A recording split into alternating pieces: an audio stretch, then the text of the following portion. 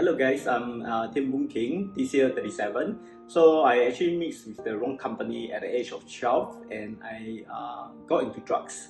So I addicted about 20 plus years. So I am free from drugs about 1 year, 8 months.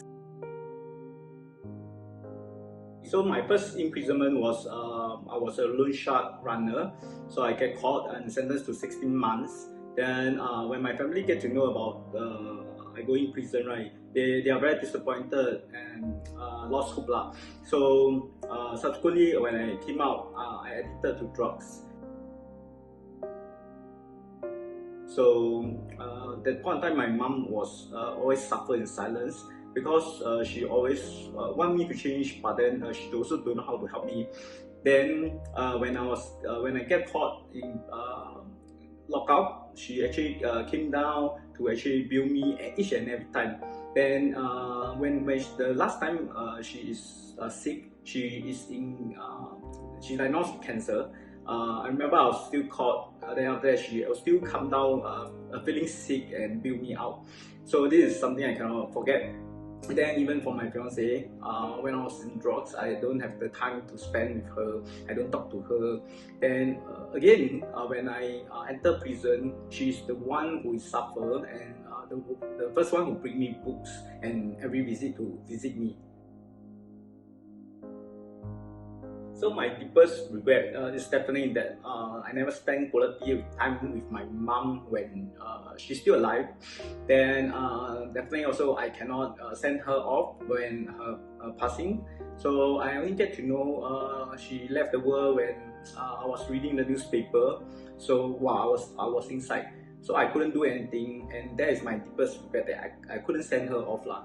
So it's really shocking to me because when I was inside, I remember 3 months ago, I still call her, then we talk on the phone, we are like perfectly alright, you know, she's like very fit. I didn't expect like in 3 months time then she would have left.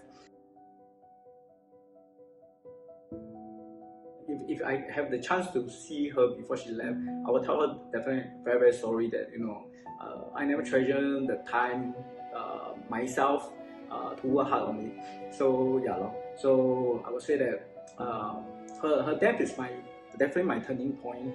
Then after her death, my father, they all in fact actually more forgiving me. They forgave me lah. So we actually recently come together and give a prayer to my mom.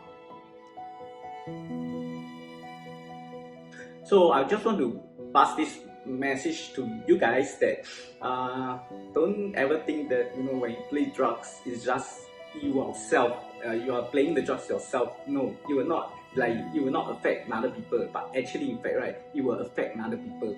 Then also don't think that, you know, it is your life, so it doesn't link with people. But I will tell you that each and every time, right, when I play drugs, right, every time the one who suffer or affected, right, it's always the loved one.